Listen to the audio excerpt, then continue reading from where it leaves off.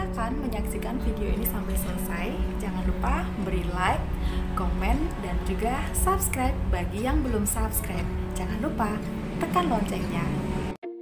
Selamat datang di channel YouTube saya Indra Hermarita.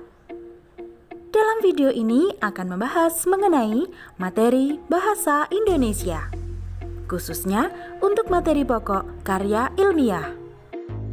Materi pokok karya ilmiah memiliki kompetensi dasar sebagai berikut.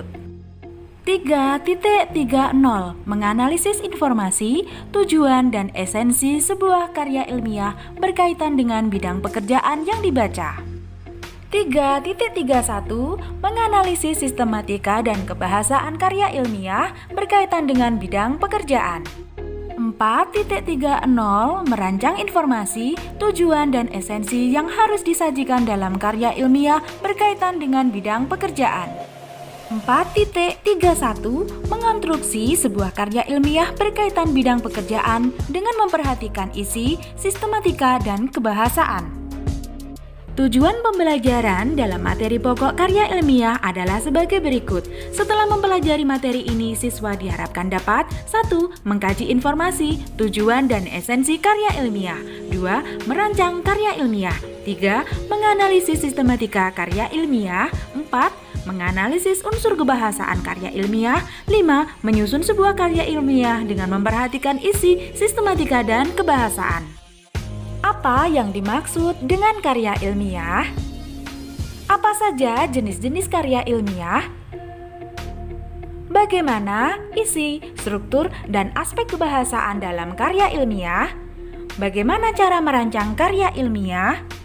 Simak video pembahasan materi ini, merancang karya ilmiah. Mari kita memahami karakteristik karya ilmiah. Karya tulis ilmiah adalah karangan atau tulisan yang disusun secara sistematis berdasarkan pola penalaran ilmiah dan ilmu pengetahuan tertentu. Teks ini disusun dengan metode ilmiah, yakni metode berdasarkan cara berpikir yang sistematis dan logis. Karya ilmiah menyajikan masalah-masalah yang objektif dan faktual. Cara berpikir yang sistematis, logis, objektif, dan faktual adalah sebagai berikut. Sistematis. Susunan teks itu teratur dengan pola yang baku, dimulai dengan pendahuluan, diikuti dengan pembahasan, dan diakhiri dengan simpulan. Logis, isinya dapat dipahami dan dibenarkan oleh akal sehat, antara lain didasari oleh hubungan sebab akibat. Objektif, pernyataan-pernyataannya didasarkan pandangan umum, tidak didasari pandangan pribadi penulisnya semata. Faktual, kebenaran di dalamnya didasarkan kenyataan yang sesungguhnya, tidak bersifat imajinatif. Karya ilmiah mengutamakan aspek rasionalitas dalam pembahasannya. Seluruh hasil pengamatan penulis tercantum dalam pembahasan karya ilmiah. Objektivitas dan kelengkapan data merupakan hal lain yang sangat penting. Guna membuktikan bahwa pembahasan itu merupakan suatu yang rasional, penulis perlu data yang lengkap dengan tingkat kebenaran yang tidak terbantahkan. Penulis perlu membuktikannya dengan data langsung dari karyanya itu sendiri dengan didukung pula oleh pandangan-pandangan teori atau ahli lain. Karya ilmiah tidak selalu identik dengan karya hasil penelitian. Karya hasil penelitian merupakan salah satu jenis dari karya ilmiah. Contoh karya ilmiah dapat berupa artikel, makalah, laporan, skripsi, tesis, dan disertasi. Pada dasarnya, teks karya ilmiah mempunyai ciri atau karakteristik sebagai berikut. Yang pertama, mengungkapkan suatu permasalahan secara logis, fakta yang terpercaya, serta analisis yang objektif. 2. Pendapat-pendapat yang dikemukakan berdasarkan fakta dan tidak berdasarkan imajinasi, perasaan, atau pendapat yang bersifat subjektif. 3. Ragam bahasa yang digunakan bersifat lugas, yaitu menggunakan kalimat secara efektif, menghindari kalimat yang bermakna ambigu atau bermakna ganda, dan menghindari penggunaan kata konotatif, yaitu makna yang tidak sebenarnya. Masih semangat untuk menyimak video ini ya? Kita lanjutkan untuk jenis-jenis karya ilmiah. Jenis karya ilmiah yang pertama adalah artikel. Artikel adalah tulisan yang berisi pendapat subjektif yang penulisannya tentang suatu masalah atau peristiwa. Dalam konteks ilmiah, artikel adalah karya tulis yang dirancang untuk dimuat dalam jurnal atau buku yang berisikan artikel. Artikel ilmiah diangkat dari hasil pemikiran dan kajian pustaka ataupun hasil pengembangan sebuah proyek. Makalah. Makalah merupakan karya ilmiah yang menyajikan sebuah masalah yang penyelesaiannya mengandalkan bermacam-macam data yang ada di lapangan. Karya ilmiah ini bersifat empiris dan juga objektif. Dalam penyajiannya, makalah biasanya dipresentasikan dalam sebuah kegiatan seminar. Skripsi. Skripsi merupakan karya ilmiah yang dibuat oleh mahasiswa atau mahasiswi untuk mendapatkan gelar sarjana S1-nya. Skripsi memuat tulisan berisi pendapat penulis dengan mengacu atau berdasarkan teori yang telah ada sebelumnya. Kertas kerja atau work paper. Pada dasarnya, kertas kerja sama dengan makalah, namun dibuat dengan analisis yang lebih mendalam dan tajam serta dipresentasikan pada seminar atau lokakarya yang biasanya dihadiri oleh ilmuwan atau para ahli. Tesis. Tesis merupakan karya tulis ilmiah mahasiswa untuk menyelesaikan program studi S2 atau pascasarjana yang bersifat lebih mendalam dibandingkan dengan skripsi. Disertasi. Disertasi diperuntukkan bagi seseorang yang menempuh S3 atau untuk meraih gelar doktor. Disertasi mengemukakan analisis yang dapat dibuktikan oleh penulis berdasarkan dengan data dan fakta yang sahih atau valid dengan analisis yang terperinci. Disertasi berisi suatu temuan penulis sendiri yang berupa temuan orisinil. Wahai pembelajar, tetap simak video pembelajaran ini sampai selesai. Informasi penting yang terdapat dalam suatu karya ilmiah bisa didapatkan melalui kajian diskusi. Melalui kegiatan tersebut, suatu informasi penting dapat dipahami dan ditafsirkan berdasarkan sudut pandang yang beragam. Dengan demikian, diskusi merupakan media yang tepat dalam menemukan informasi penting karya ilmiah. Ketika diskusi sedang dilaksanakan, seorang pemakalah akan memaparkan ide atau gagasan penting dalam karya ilmiahnya. Kemudian, pendengar menangkap informasi penting dalam karya ilmiah tersebut dan memberikan tanggapan. Perhatikan beberapa permasalahan atau isu penting dari makalah tersebut. Kemudian, catatlah uraian penting singkat dari permasalahan tersebut, beserta pemecahan terhadap masalah yang diajukan dalam makalah tersebut. Hal itulah yang menjadi tujuan dan esensi suatu karya ilmiah. Nah, sekarang apa saja yang perlu dipersiapkan ketika para pembelajar menjadi pemakalah?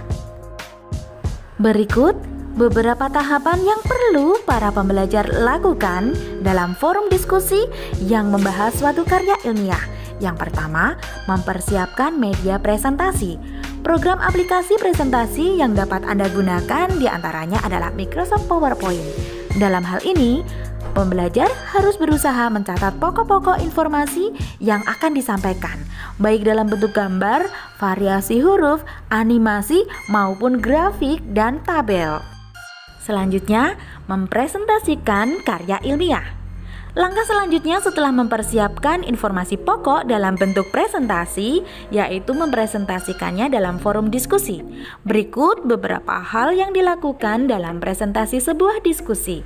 Yang pertama, membuka presentasi. 2. Menyampaikan materi presentasi dan menutup presentasi. Pada saat membuka presentasi, awalilah presentasimu dengan menyapa seseorang yang hadir dalam forum tersebut. Sapaan yang pertama ditujukan pada seseorang yang memiliki kedudukan tertinggi atau penting yang menghadiri forum tersebut. Ucapkan salam pada seluruh tamu undangan yang menghadiri forum diskusi tersebut. Pada saat menyampaikan materi presentasi, jangan lupa kemukakan judul karya ilmiahmu.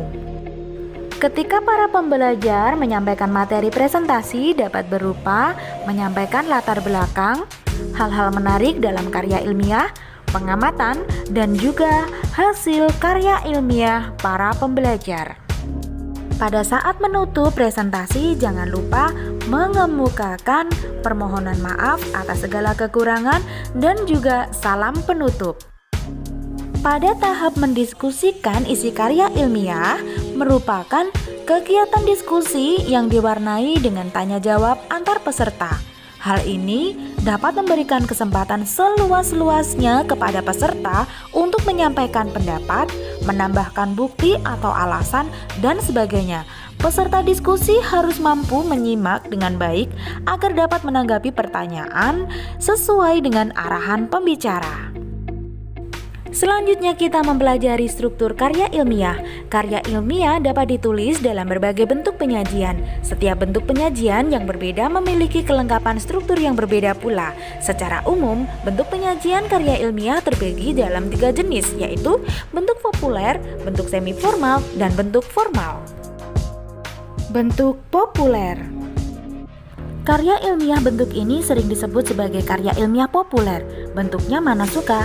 Karya ilmiah bentuk ini bisa diungkapkan dalam bentuk karya ringkas. Ragam bahasanya bersifat santai atau populer. Karya ilmiah populer umumnya dijumpai dalam media massa seperti koran atau majalah. Istilah populer digunakan untuk menyatakan topik yang akrab, menyenangkan bagi populus atau rakyat, atau disukai oleh orang kebanyakan karena gayanya yang menarik dan bahasanya yang mudah dipahami. Kalimat-kalimatnya sederhana, lancar, namun tidak berupa senda gurau dan tidak bersifat fantasi atau rekaan. Bentuk semi formal.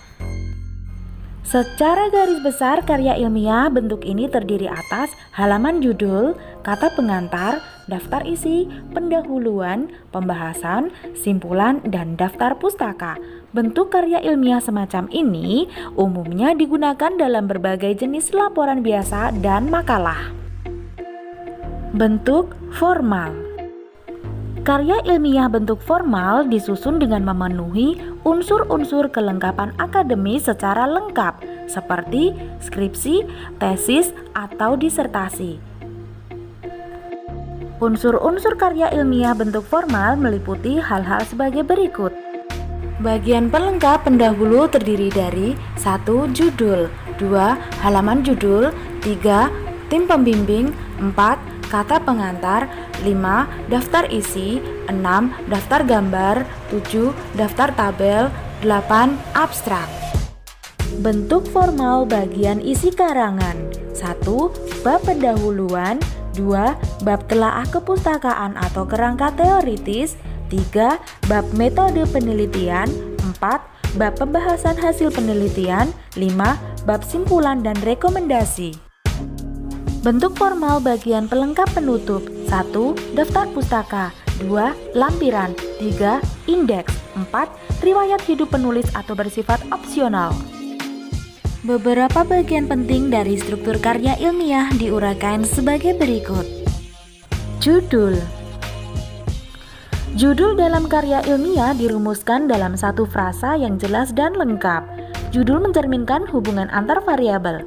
Judul juga mencerminkan dan konsistensi dengan ruang lingkup penelitian, tujuan penelitian, subjek penelitian, dan metode penelitian. Perhatikan contoh penulisan judul berikut. Dari judul tersebut dapat diketahui bahwa masalah yang diteliti adalah aktivitas pergaulan dan prestasi belajar siswa. Ruang lingkup penelitian adalah kecerdasan emosi dan intelektual siswa. Tujuan penelitian untuk mengetahui ada tidaknya hubungan antara aktivitas pergaulan dengan prestasi belajar siswa. Selanjutnya untuk subjek penelitian adalah siswa SMA Lab School UPI Bandung. Dan untuk metode penelitian yang digunakan adalah deskriptif komparatif. Penulisan judul dapat dilakukan 2 cara. Pertama, dengan menggunakan huruf kapital semua kecuali pada anak judulnya, seperti contoh tadi ya. Kedua, dengan menggunakan huruf kecil kecuali huruf-huruf pertamanya. Apabila cara yang kedua yang digunakan, maka kata-kata penggabung seperti dengan, tentang, dan kata depan seperti di, dari, dan ke. Huruf pertamanya tidak boleh menggunakan huruf kapital karena kata-kata tersebut merupakan konjungsi. Di akhir judul tidak boleh menggunakan tanda baca apapun, termasuk titik ataupun koma. Pendahuluan.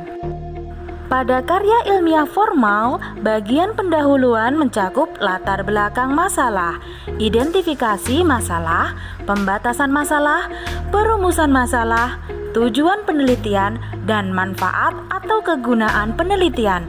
Selain itu, dapat pula dilengkapi dengan definisi operasional dan sistem penulisan. Latar belakang masalah dimaksudkan untuk menjelaskan alasan timbulnya masalah dan pentingnya untuk dibahas, baik itu dari segi pengembangan ilmu, kemasyarakatan, maupun dalam kaitan dengan kehidupan pada umumnya. Masalah adalah segala sesuatu yang dianggap perlu pemecahan oleh penulis, yang pada umumnya ditanyakan dalam bentuk pertanyaan, mengapa, dan bagaimana. Penulis menganggap perlu untuk melakukan langkah-langkah pemecahan, misalnya melalui penelitian. Masalah itu pula yang nantinya menjadi fokus pembahasan di dalam karya ilmiah tersebut. Tujuan merupakan pernyataan mengenai fokus pembahasan di dalam penulisan karya ilmiah tersebut, berdasarkan masalah yang telah dirumuskan. Dengan demikian, tujuan harus sesuai dengan masalah pada karya ilmiah tersebut. Dapat dikatakan bahwa tujuan merupakan jawaban dari rumusan permasalahan. Perlu diyakinkan pula kepada pembaca tentang manfaat atau kegunaan dari penulisan karya ilmiah, misalnya untuk pengembangan suatu bidang ilmu ataupun untuk pihak atau lembaga-lembaga tertentu. Kerangka teoritis. Kerangka teoritis disebut juga kajian pustaka atau teori landasan.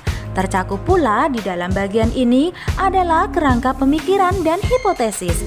Kerangka teoritis dimulai dengan mengidentifikasi dan mengkaji berbagai teori yang relevan serta diakhiri dengan pengajuan hipotesis.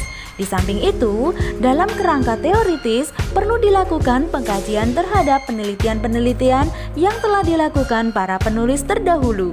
Langkah-langkah ini penting dilakukan guna menambah dan memperoleh wawasan ataupun pengetahuan baru yang telah ada sebelumnya.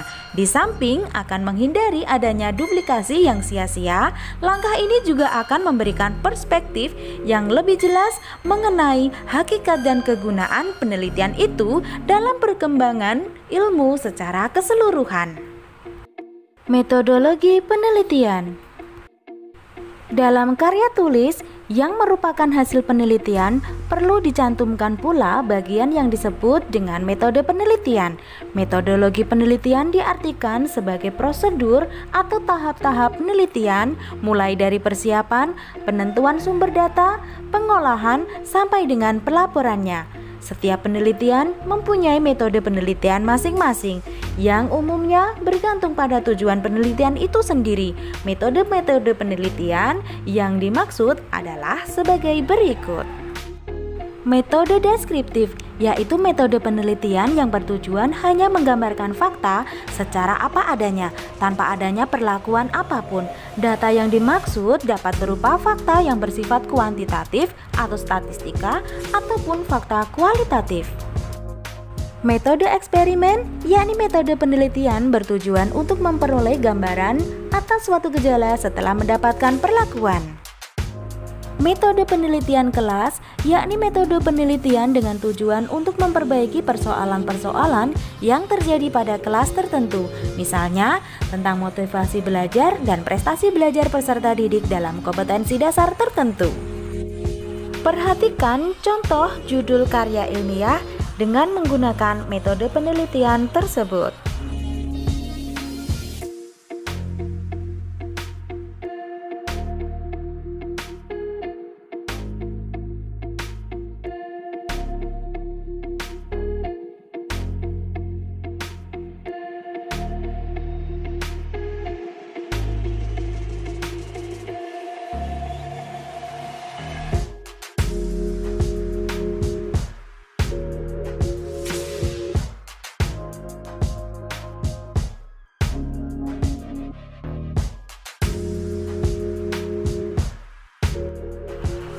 Pembahasan. Bagian ini berisi paparan tentang isi pokok karya ilmiah terkait dengan rumusan masalah atau tujuan penulisan yang dikemukakan pada bab pendahuluan. Data yang diperoleh melalui hasil pengamatan, wawancara, dan sebagainya itu dibahas dengan berbagai sudut pandang, diperkuat oleh teori-teori yang telah dikemukakan sebelumnya. Sekiranya diperlukan, pembahasan dapat dilengkapi dengan berbagai sarana pembantu seperti tabel dan grafik. Sarana-sarana pembantu tersebut diperlukan untuk menjelaskan pernyataan ataupun data. Tabel dan grafik merupakan cara efektif dalam menyajikan data dan informasi. Sajian data dan informasi lebih mudah dibaca dan disimpulkan. Penyajian informasi dengan tabel dan grafik memang lebih sistematis dan lebih enak dibaca, mudah dipahami, serta lebih menarik daripada penyajian secara verbal. Penulis perlu menggunakan argumen-argumen yang telah dikemukakan dalam kerangka teoritis. Pembahasan data dapat diibaratkan dengan sebuah pisau daging. Apabila pisau itu tajam, baik pula lah keratan-keratan daging yang dihasilkannya. Namun, apabila tumpul, keratan daging itu akan acak-acakan penuh cacat. Demikian pula halnya dengan pembahasan data. Apabila argumen-argumen yang dikemukakan penulis lemah dan data yang digunakan tidak lengkap, pemecahan masalahnya pun akan jauh dari yang diharapkan. Simpulan dan saran. Simpulan merupakan pemaknaan kembali atau sebagai sintesis dari keseluruhan unsur penulisan karya ilmiah. Simpulan merupakan bagian dari simpul masalah atau pendahuluan, kerangka teoritis yang tercakup di dalamnya, hipotesis, metodologi penelitian, dan temuan penelitian. Simpulan merupakan kajian terpadu dengan meletakkan berbagai unsur penelitian secara menyeluruh. Oleh karena itu, perlu diuraikan kembali secara ringkas pernyataan-pernyataan pokok dari unsur-unsur di atas dengan meletakkannya dalam kerangka pikir yang mengarah kepada simpulan. Berdasarkan pengertian di atas, seorang peneliti harus pula melihat berbagai implikasi yang ditimbulkan oleh simpulan penelitian. Contoh implikasi tersebut berupa pengembangan ilmu pengetahuan, kegunaan yang bersifat praktis dalam penyusunan kebijakan. Hal-hal tersebut kemudian dituangkan ke dalam bagian yang disebut rekomendasi atau saran-saran. Daftar pustaka. Daftar pustaka memuat semua kepustakaan yang digunakan sebagai landasan dalam karya ilmiah yang didapat dari sumber tertulis, baik itu yang berupa buku, artikel jurnal, dokumen resmi, maupun sumber-sumber lain dari internet. Semua sumber tertulis atau tercetak yang tercantum di dalam karya ilmiah harus dicantumkan di dalam daftar pustaka. Sebaliknya, sumber-sumber yang pernah dibaca oleh penulis tetapi tidak digunakan di dalam penulisan karya ilmiah itu tidak boleh dicantumkan di dalam daftar pustaka. Mohon perhatikan untuk urutan penulisan dari sumber tertulis. Bu Indra telah memberikan contoh cara penulisan daftar pustaka berdasarkan sumber tertulis. Penyusunan karya ilmiah menggunakan ragam bahasa ilmiah yang mempunyai karakteristik sebagai berikut. Menggunakan bahasa yang mampu membentuk pernyataan logis dan dapat diterima akal sehat. Menggunakan bahasa yang langsung pada pokok persoalan agar tercipta makna yang lugas sehingga pembaca tidak keliru memahami isi yang dikomunikasikan. Menggunakan kata-kata yang mengarah pada gagasan atau hal-hal yang diungkapkan. Menggunakan kata, bentukan kata, dan istilah teknis yang baku sesuai aturan yang berlaku. Menggunakan kata-kata yang mengungkapkan pandangan objektif dan menghindari penggunaan kata yang menunjukkan sikap emosional penulis. Menggunakan kalimat yang ringkas dan padat serta tidak mengandung unsur-unsur yang mubazir. Menggunakan unsur bahasa dan ejaan secara taat asas dan konsisten. Menggunakan kosakata, kata-kata, serta istilah yang tepat agar gagasan dapat dikomunikasikan secara cermat dan tidak mengakibatkan kesalahpahaman. Menggunakan kalimat yang efektif yang bercirikan kelogisan, kesatuan gagasan, kesejajaran bentuk, serta kehematan penggunaan kata. Menggunakan paragraf secara runtut dan padu yang mengandung satu gagasan pokok dan didukung oleh kalimat penjelas yang terjalin secara runtut. Dalam karya ilmiah, ada 3 tahapan yang dapat pembelajar lakukan, yaitu sebagai berikut. Yang pertama, tahapan persiapan penulisan. Yang kedua, tahap pengumpulan informasi. Dan yang ketiga, tahap penulisan. Tahapan persiapan penulisan diawali dengan memilih topik masalah. Topik merupakan hal yang penting dalam menentukan kualitas karya ilmiah. Adapun syarat-syarat dalam memilih topik diantaranya menarik perhatian penulis, dipahami penulis, bermanfaat, tidak terlalu luas dan tidak terlalu baru, teknis dan kontroversial. Para pembelajar dapat membatasi sebuah topik penulisan dengan cara sebagai berikut. Yang pertama, menetapkan topik dalam kedudukan sentral. Yang kedua, mengajukan pertanyaan dan topik tersebut masih dapat diperinci. 3. Menetapkan subtopik mana yang akan dipilih. 4. Mengajukan pertanyaan apakah subtopik yang dipilih masih dapat dirinci lebih lanjut. 5. Melakukan proses tersebut secara terus-menerus hingga mendapatkan sebuah tema. Pemilihan sebuah topik dapat dilakukan dengan berbagai cara. Cara lain merumuskan tujuan, menentukan topik, dan penelusuran topik. Penulis juga perlu mengidentifikasi pembaca. Tujuan mengidentifikasi pembaca yaitu agar tulisan kita benar-benar tepat sasaran dan mudah dipahami pembaca. Selanjutnya, menentukan cakupan materi. Cakupan materi dapat dimaknai sebagai jenis dan jumlah informasi yang hendak disajikan dalam tulisan kita. Tahap pengumpulan informasi dapat dilakukan melalui cara berikut. Yang pertama, mencari informasi melalui perpustakaan. Dan yang kedua, mencari informasi melalui wawancara. Kegiatan wawancara dilakukan untuk memperoleh data dan fakta yang lebih akurat dalam menunjang keberhasilan tulisan Anda. Tahap penulisan. Tahap penulisan ini dibagi dalam beberapa bagian. Tahap prapenulisan. Hal-hal yang dilakukan pada tahap prapenulisan adalah memilih dan membatasi topik, merumuskan tujuan, mempertimbangkan bentuk karangan, mempertimbangkan pembaca, mengumpulkan data pendukung, merumuskan judul, merumuskan tesis, dan menyusun ide dalam bentuk karangan. Tahap penulisan draft. Hal-hal yang dilakukan pada tahapan ini adalah mengekspresikan ide-ide ke dalam tulisan kasar, mengembangkan ide yang masih bersifat tentatif, dan memusatkan perhatian pada ekspresi atau gagasan, bukan pada aspek-aspek mekanik. Tahap revisi. Tahap revisi berfokus pada penambahan, pengurangan, penghilangan, atau penataan isi sesuai dengan kebutuhan pembaca. Kegiatan yang dapat pembelajar lakukan adalah membaca ulang seluruh draft, berbagi pengalaman tentang draft kasar karangan dengan teman, serta merevisi dengan memerhatikan reaksi dan komentar atau masukan. Tahap penyuntingan.